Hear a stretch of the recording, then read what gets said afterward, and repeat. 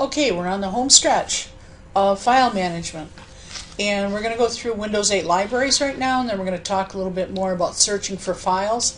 The textbook actually has a very clear explanation of finding files in Windows 8, but if you don't have Windows 8, I'm going to show you a little bit about how to search using a Windows 7 machine, which is my computer. So a Windows 8 library is where Windows gathers the same type of files in one location in one group, so it's easier to find, such as pictures, videos, music, documents. So you've got a location where you can actually find everything at once, and it's basically non-content storage, if you want to put it that way, where the file names and all the content are in this area. But basically what the computer does is when you go into the documents and say, I want document XYZ tour group, it's going to go find it wherever you saved it before, but it knows in that document folder it's got the location, so it can instantly go pick it up. So that makes Windows 8 libraries and Windows libraries pretty handy. Windows searching. Windows searching is great for looking for files, folders, and programs, things that you may have saved or may be in an obscure location on your computer and you can't remember or can't find where you put it. And searching is really a great tool that you can use in many, many ways. Search criteria can be a date the file was changed. It can be part of the file name. It can be part of the text in the file. It's the search criteria, or the text that you choose to use to help search is really helpful and is really easy to figure out. So when you want it to search, you can have it search your entire computer, including all your attached drives, or you can put a parameter on it where you have it just search in a certain folder. Like if I've got a document I need to find in my personal file, I'll take it to my U drive and look in my U drive only, because the file I'm looking for isn't going to be on my computer. It's only going to be in that U drive. So here's a screenshot of where you search in Windows 8. It's a really nice clean interface, this new Windows 8 screen. It's not exactly how it looks on my computer, so I'm going to pull up my Windows Explorer screen and show you. So give me a second here.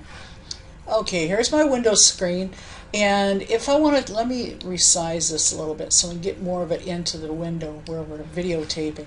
If you wanted to search for something, you would look right here where it's up here at the top where it says Search Library. Let me move that over a little bit. That's actually what that says, is Search Library. And I'm going to look for something that says, let's look for a file that says Explore. There should be a file by the name of Explore. Whoops, P-L-O-R-E. I spelled it wrong. So we're going to look for a file that has the file name of Explore. Let's see if we can find it. Have the computer search.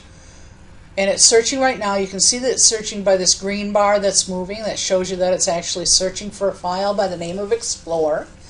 And it's going through my computer, going through custom locations, and it's actually giving me the location in the future if I want to use the internet or a custom location to find those files. But it's working. It's looking for that file that's called Explore.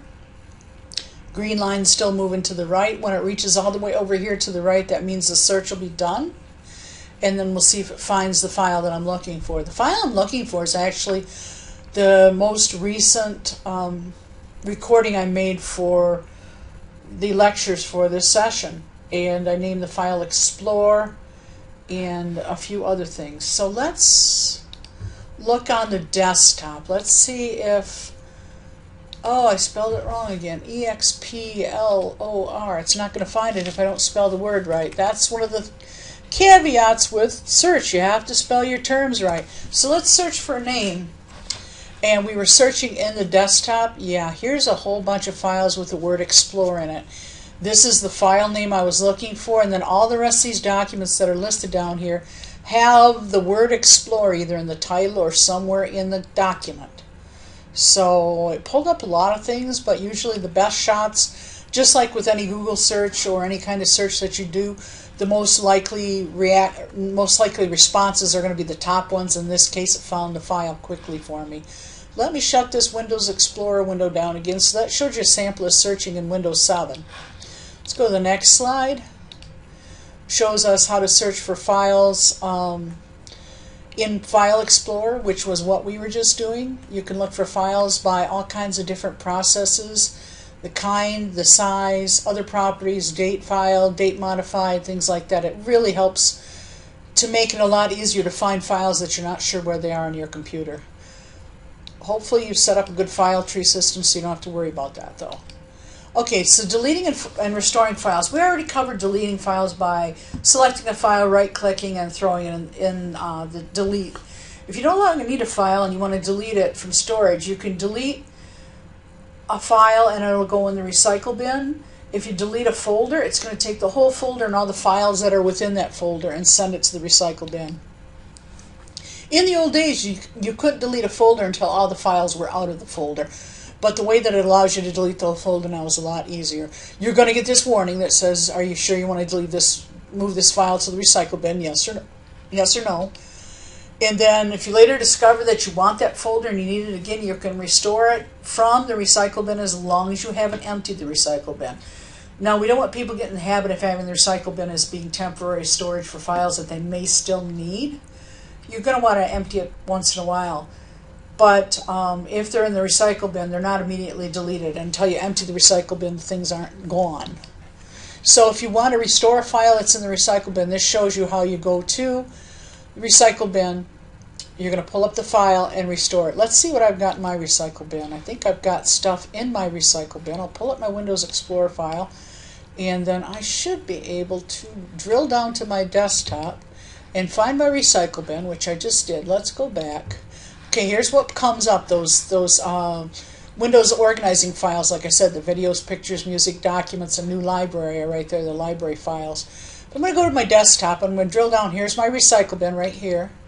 Open my recycle bin, and yep, there's things right here that are recyclable files that were created. And I've got quite a lot in my recycle bin right now. And then I can restore all the items, empty the recycle bin, or I can actually, over here, there's a choice to organize my recycle bin by the way it looks. It's the same thing as before, the details pane or preview pane, things like that. So we're going to close that. I'll shut down the Windows Explorer so you can see what I was talking about. And I think that's the end of today's lecture. I think that covers file management quite clearly, and if you have any more questions, feel free to email me. And this lecture is the last one in the file management section.